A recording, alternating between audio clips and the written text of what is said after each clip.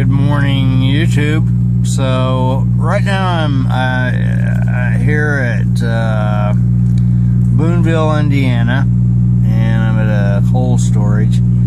And so I'm backed into the door, and what we're watching right here is I guess these must be pallets or something that they have, product that's out of date.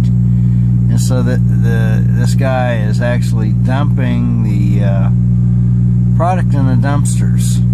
So something, I don't know, it was probably, let's see, 1, 2, 3, 4, 5, 6, 7, 8, 9, 10, 11, 12. So there's probably, he put like 12 different things, see, so right now, right there, he's just throwing the box away. So wait, and we'll see what he does. So he should grab a hold of another one of the full ones there to his right. So let's see if he does that. Okay, so he's going to grab one of those. Going to grab one off the end. Alright. So he should pick that up. Looks like it's... there it goes. The one underneath it's kind of smashed a little bit. So in any case, he picked it up, and then he's going to take it over to the dumpster. See, they got two dumpsters. They got one on the left and one on the right. So he's already, okay, so he's dumping, so he's turning it, and that's going to dump the product out. It should come sliding out. There it goes. That's the content of the pallet, and then he's going to... The next thing he does, he goes over on the left, and he actually, I think he's getting rid of the pallet or something, part of it. He's getting rid of something. I think it's a pallet he's getting rid of. Yep. And then he's gonna, so he dropped that, he's just got, he left the pallet there, and now he's just got the cardboard, and then he's just gonna drop the cardboard in the dumpster. And so he's doing that with all of those pallets. So that would explain why this place has two pretty large dumpsters. You can see beyond, you see the one there on the right, but then there's another identical one on the left that's just behind the pallets. And it's kind of, if you see my finger, there's the other truck that's in the dock right now. And then right above that is where that other dumpster is. It's the same size as this one over on the right. So,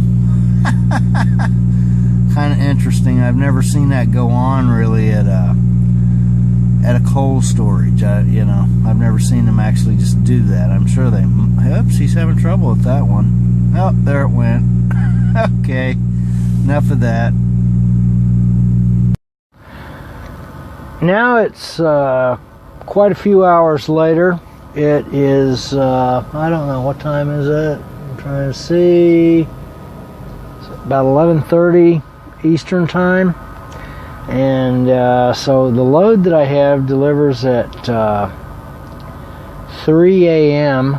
I'm at Austinburg, Ohio. That's where the load delivers at. And so I'm here. I came to the Flying J and just went inside and got something to eat, and so now I'm back out at the truck, and so I figured I'd finish recording this video and upload it, and then also maybe record an audio podcast since it's been a few days.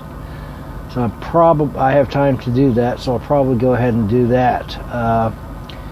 Looks like they've got piles of snow around this truck stop, and even maybe some on the landscape that is still in the process of melting. Today,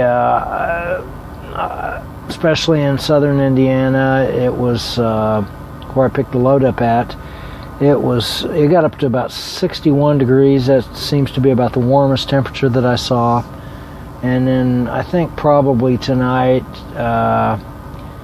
without looking, I would say it's at least still probably close to 50 degrees. It's a little bit windy, but not too bad. So I'm at the exit here there's a Flying J and there's a Pilot truck stop at the same exit. The place where I'm going to be delivering at is it's over on the other side of the interstate, Interstate 90. This Flying J is on the north side, and the Pilot is on the south side at the intersection. And then that place where I deliver to is back in kind of behind the Pilot. So it's about, GPS says 7/10 of a mile. I've seen that place back there before, but this will be the first time I've actually, that I remember delivering to it. Now, it may be that I've delivered to it before and I just don't remember. But I have seen the place back there because periodically I stop either at this Flying J, or from time to time I have to stop at the Pilot and get fuel there. In fact, the last time I stopped there, the place was pretty busy. All of the fuel islands were pretty well packed, and there was this guy driving a truck. Now, it was a local truck. It wasn't it didn't have any, it was a day cab, in other words. It didn't have any sleeper on it. And this guy, we got there about the same time. And so I was about to, he was going to pull into one fuel island, and I was going to pull into the one right beside him. And right at the very last second, he cut in front of me because there was something about I don't remember what it was, but there was some reason he didn't want to be in that one. Maybe they had it blocked off or something.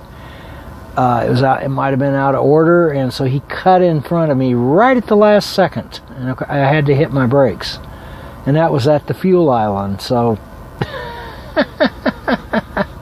there are some inconsiderate people out there. That's really the exception rather than the rule. I don't see people jumping in front of each other very often, although it does happen from time to time, and it's, in general, what has happened, it's just a result of the way people have been raised, and there's a sort of me first attitude that I believe that me first attitude is responsible for at least 95% of accidents. People will jump out in front, and it's typified by, you come up on a construction zone and they've got one lane closed, either the right lane or the left lane, and you'll have somebody come up and they'll try to zoom up to the front in front of everybody else, and of course they want you to slow down going through the construction zone, and they'll zoom up there and try to be first. And it's that type of behavior that causes all kinds of problems, not just with driving, but in general life. People think they're going to get some advantage over the other people, the other group of people, and it generally in traffic you usually don't get an advantage. Maybe because these people I see exhibiting that kind of behavior, you see them later at the same stoplight I'm at, or they end up getting off at the same exit, and maybe they're a second faster. Well, what did that gain them? It didn't gain them a thing. And sooner or later, with that kind of attitude, it's going to catch up with you. Guarantee it.